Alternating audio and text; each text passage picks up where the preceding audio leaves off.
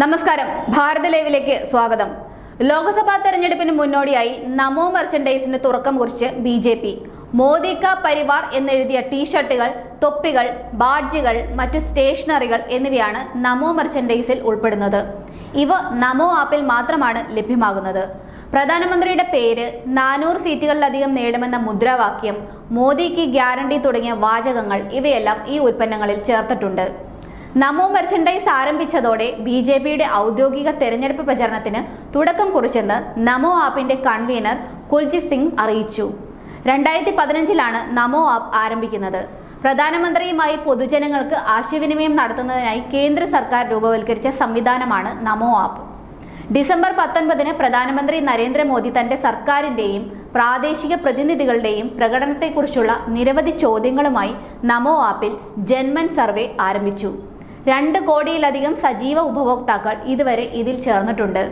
ഇതിലൂടെ തിരഞ്ഞെടുപ്പുകളുമായി ബന്ധപ്പെട്ട് സർവേകളും മറ്റും നടത്തുകയും ജനങ്ങളിൽ നിന്ന് അഭിപ്രായങ്ങൾ തേടുകയും അതനുസരിച്ച് വിവിധ പ്ലാനുകൾ തയ്യാറാക്കുകയും മറ്റും ചെയ്തിട്ടുണ്ട്.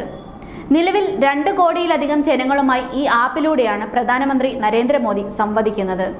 പുതിയ വോട്ടർമാരുമായി ഇടപഴകുക, സർക്കാരിന്റെ പദ്ധതികളെക്കുറിച്ച് അവരെ ബോധവൽക്കരിക്കുക, ജനങ്ങളിൽ നിന്നുള്ള അഭിപ്രായങ്ങൾ ശേഖരിക്കുക എന്നിവയാണ് ഈ ആപ്പിന്റെ കണക്ട് ക്യാമ്പയിന്റെ പ്രധാന ലക്ഷ്യങ്ങൾ. തിരഞ്ഞെടുപ്പ് സ്ഥാനാർത്ഥികളെ തിരഞ്ഞെടുക്കുന്നതിൽ ആഭ്യന്തര സർവേകളുടെയും പൊതുജനങ്ങളിൽ നിന്ന് ലഭിച്ച ഫീഡ്ബാക്കുകളുടെയും അടിസ്ഥാനത്തിലാണ് പാർട്ടി പേരുകൾ തീരുമാനിച്ചത്.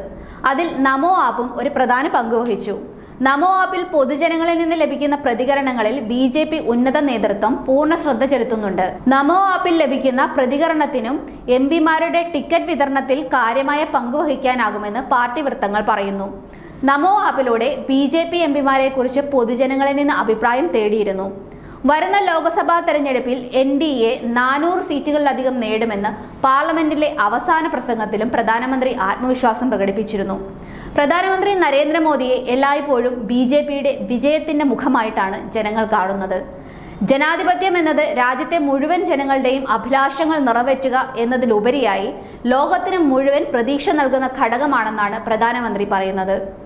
ഈ ലോക്സഭാ തെരഞ്ഞെടുപ്പ് ജനാധിപത്യത്തിന്റെ ഏറ്റവും വലിയ ഉത്സവമാണ്. അതിനാണ് രാജ്യം സാക്ഷ്യം വഹിക്കാൻ ഒരുങ്ങുന്നത്. ജനങ്ങൾക്ക് ജനാധിപത്യത്തിലുള്ള വിശ്വാസം ഊട്ടിയുറപ്പിക്കുന്ന അവസരം കൂടിയാണിതെന്നും പ്രധാനമന്ത്രി ചൂണ്ടിക്കാട്ടുകയുണ്ടായി. തെരഞ്ഞെടുപ്പ് നടക്കുന്നതിലൂടെ ജനങ്ങളുടെ അഭിലാഷങ്ങൾ നിറവേറ്റുന്നു എന്നതിനപ്പുറമായി ലോകത്തിന് വലിയ പ്രതീക്ഷയാണ് ഇന്ത്യ നൽകുന്നത്. ജനാധിപത്യത്തിന്റെ ഏറ്റവും വലിയ ഉത്സവത്തിനാണ് വരും ദിവസങ്ങളിൽ ഇന്ത്യ സാക്ഷ്യം വഹിക്കാൻ ഒരുങ്ങുന്നതും. തെരഞ്ഞെടുപ്പിലൂടെയുള്ള വിശ്വാസം ഊട്ടിയുറപ്പിച്ചുകൊണ്ടാണ് ജനങ്ങൾ ഇതിൽ പങ്കെടുക്കുന്നതും. ലോകമെമ്പാടും ജനാധിപത്യം നേരിടുന്ന വെല്ലുവിളികളെ നേരിടാൻ ജനാധിപത്യ രാഷ്ട്രങ്ങൾ തമ്മിൽ സഹകരിച്ച് പ്രവർത്തിക്കേണ്ടതുണ്ട്. സബ്കാ സാത്ത് സബ്കാ വികാസ് എന്ന ആശയത്തിൽ ഊന്നിക്കൊണ്ട് എല്ലാവരുടെയും വികസനവും പുരോഗതിയും ലക്ഷ്യമിട്ടാണ് രാജ്യം മുന്നോട്ട് പോകുന്നതെന്നും പ്രധാനമന്ത്രി അറിയിച്ചു. അതുപോലെ തന്നെ ഡിജിറ്റൽ പബ്ലിക് ഇൻഫ്രാസ്ട്രക്ചർ മേഖലയിലുണ്ടായ പുരോഗതിയിലൂടെ പൊതുസേവന മേഖലയിലും സാമ്പത്തിക രംഗത്തും വിപ്ലവം സൃഷ്ടിക്കാൻ ഇന്ത്യക്ക് കഴിഞ്ഞിട്ടുണ്ട്. യുവാക്കളുടെയും സാങ്കേതിക വിദ്യയുടെയും കരുത്തിൽ ഇന്ത്യ അതിവേഗം തന്നെ ലോകത്തിലെ 3ാമത്തെ വലിയ സ്റ്റാർട്ടപ്പ് ഇക്കോയായി മാറിയെന്നും പ്രധാനമന്ത്രി ജനങ്ങളെ അറിയിച്ചു. വനിതാ പ്രാതിനിധ്യത്തിനായുള്ള നിയമനിർമ്മാണ നടപടികൾ, ദാരിദ്ര്യ നിർമ്മാർജ്ജനത്തിനുള്ള ശ്രമങ്ങൾ, കൊറോണ പ്രതിസന്ധി നേരിട്ട സമയത്ത് അന്താരാഷ്ട്ര തലത്തിൽ കൈമാറിയ സഹായം തുടങ്ങി ആഗോള മേഖലയിൽ ഇന്ത്യ കൈമാറിയ സംഭാവനകളൊക്കെ ഇതിന് ഉദാഹരണങ്ങളാണ്.